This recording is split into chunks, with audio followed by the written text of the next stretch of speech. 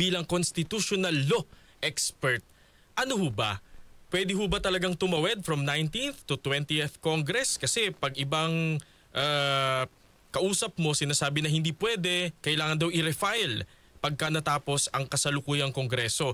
Kahapon po, sinabi ni Senador Risa Hontiveros na for the past 200 years, yung, alam niyo po yun, yung impeachment trial ng iba-ibang mga officials of the government ng Estados Unidos, sa Europa, hindi napuputol. Kumbaga po, hindi ito natatapos sa isang kongreso, i-refile, hindi raw po ganon. Pero depende nga ho sa kausap, ano ho ba talaga? Tatawid po ba sa 20th Congress ang impeachment trial kay Vice President Sara Duterte? Hindi ho ito opinion, no? Kaya usapan. Malinaw ho yung konstitusyon eh. Maganda sana na yung ibang nagsasabi ng ganyan, na basahin nila yung records ng Constitutional Commission. Sapagkat doon malinaw po na dinisenyo ang Senado na continuing body. Hindi ho yan nag-e-expire pag natapos ang termino ng 12.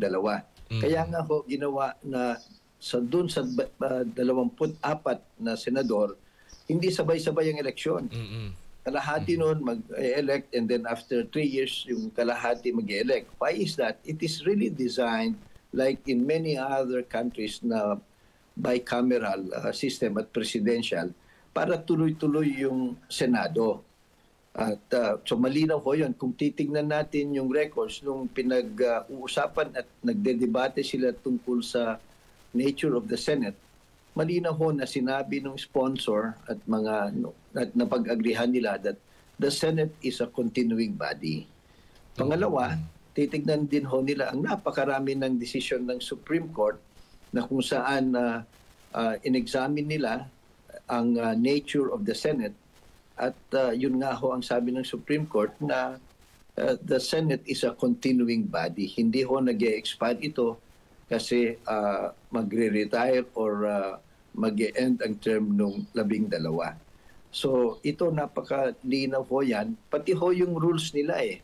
Malinaw na kung hindi nila matapos, itutuloy ng susunod na kongreso. Kasi hindi naman bago lahat yan. May maiiwan na datihan, kumbaga. Plus, nakarecord ho naman lahat yung mga ginagawa. So yung mga ano din ho nila na paano naman yung bago, hindi na nila alam kung anong nangyari, hindi nila ma-observe ang demeanor. Kalokohan ho yun kasi ngayon hindi lang ho naman stenographic notes ang nakarecord. May video na ho. Opo, so correct. kita nila at saka talaga namang matinong, seryosong, responsibleng mga senador yung papasok, ngayon pa lang na nanonood, nakikinig na dapat sila, di ho ba? So yun ho. And then the other one is the practicality. Ang wisdom ho dyan is, kasi kung yan mag-e-expire, matatapos, madidismiss pag tapos na yung legislative calendar ng isang kongreso, ang gagawin ho nung sinasakdal, di magdi-delaying tactic ho yan. Hanggat matapos ang termino, tapos hindi makakalusot na naman siya, yung magre-refile na naman.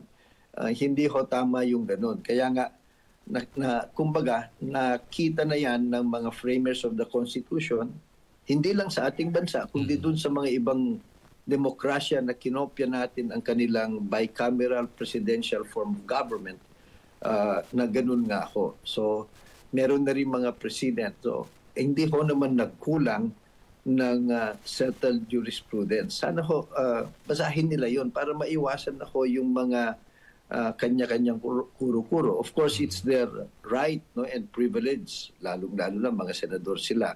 Kaya lang, intindihin ho sana nila na yung anuman ang sinasabi nila, anong gustong gawin o mga opinion, dapat ho, we are all subject to the clear mandates of the Constitution.